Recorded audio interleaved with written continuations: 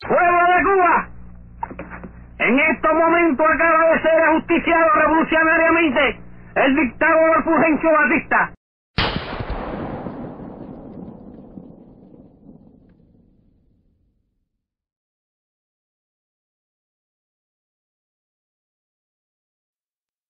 José Antonio Echeverria, a student who emerged as a leader in the 1950s during the fight for a democracy in Cuba.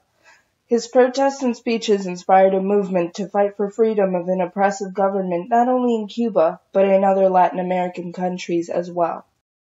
Era un muchacho muy alegre, muy servicial. Me gustaba mucho ayudar a todos los amigos de la escuela y después del instituto y la universidad. In the beginning, Cuba was a democracy. It was a very prosperous Latin American country. During the transition to a more stable political environment, the success of Cuba's political economy began to decline when a military coup d'etat occurred and made Cuba a military dictatorship.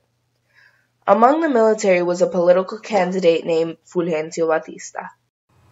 Well, Batista wanted to stay in power. He took power by force in 1952.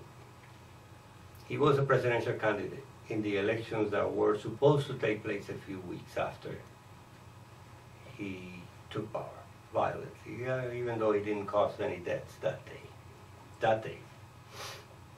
Eventually, he did cause many deaths.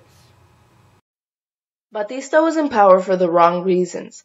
He stole money from the Cuban states, and when he finally left Cuba, he had over $300 million of Cuba's money in his hands.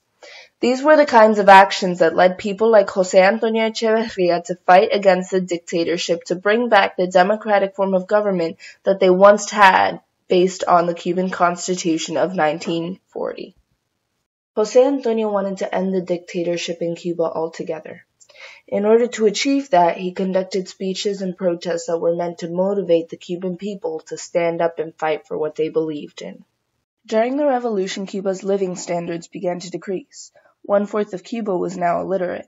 José found this idea to be absolutely unacceptable, provoking him to start the Rubén Batista literacy campaign and set up a university, sparking the hopes of the Cuban people. José also led the burial of the Constitution of 1940, caused by Batista's sudden illegitimate rise to power. The rebels wanted to show that the Constitution was now insignificant because Batista had defied the document. José's goal for political freedom was not limited to within the borders of Cuba. He wanted to achieve a better Latin America in general. José was a very active student. This picture depicts him during his tour of Argentina, Chile, and Mexico.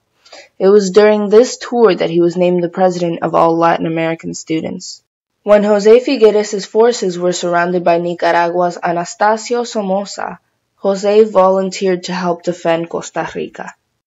When the CIA created a coup against the Guatemalan president, José led demonstrations against it. It was these behaviors that gave José the name of a leader.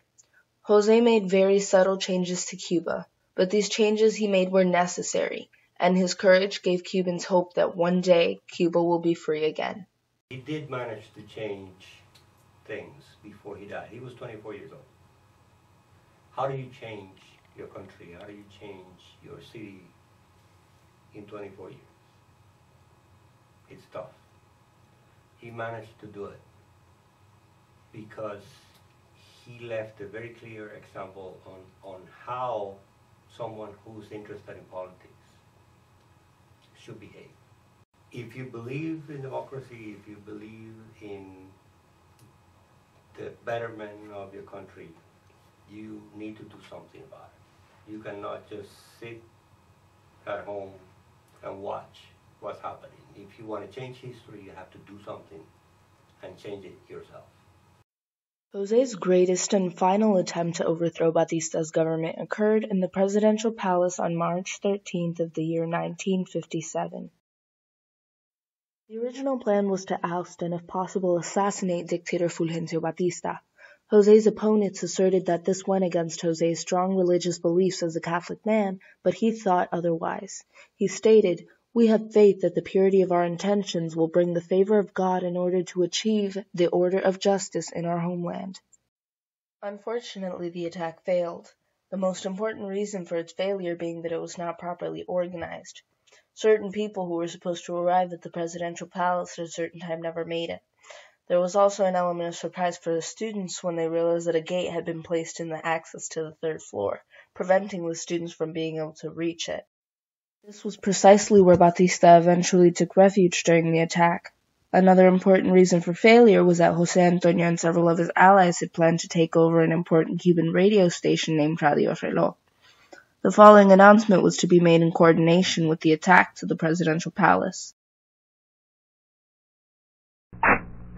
¡Pueblo de Cuba! En estos momentos acaba de ser ajusticiado revolucionariamente el dictador Fulgencio Batista. En su propia madriguera del Palacio Presidencial, el pueblo de Cuba ha ido a ajustarles cuentas. Y somos nosotros, el directorio revolucionario, los que a nombre de la Revolución Cubana hemos dado el tiro de gracia a este régimen de oprobio. Due to the lack of coordination, the announcement was made ahead of schedule, thus alerting Batista's military that an assassination attempt was underway. They immediately responded to the attack, and the students became overwhelmed by military superiority. Following the announcement on Radio Reloj, José Antonio was killed by Batista's men a few blocks away from the radio station.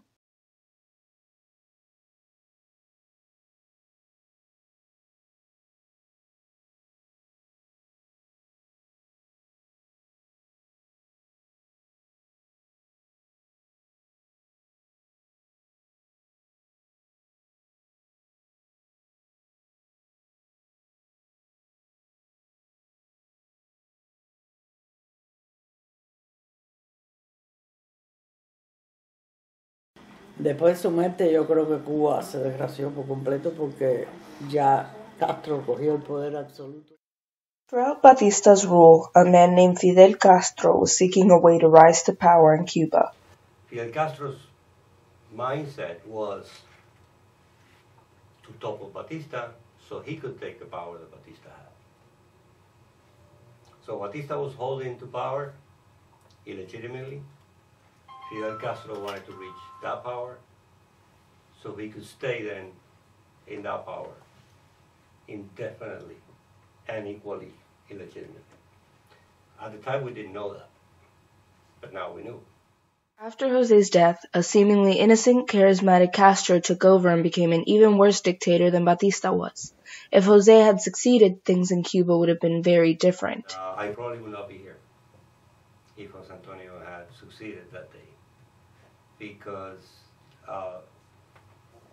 it will be a democratic Cuba where people will have all kinds of rights that they don't have now, that they don't enjoy now. It would still be a prosperous country. It will probably be even more prosperous than it was back in 1958.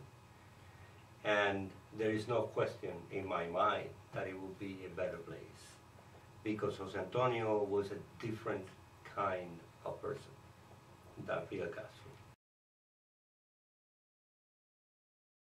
José's legacy continues on today through the José Antonio Echeverria Foundation created by Lucy Echeverria in 2007, marking the 50th anniversary of José's death. The foundation donated $50,000 to establish a scholarship at Florida International University in Miami. The fund for the scholarship has now doubled to $100,000. Their goal is to encourage the coming generations to become active participants in government and also effective leaders, just as José Antonio Echeverria was.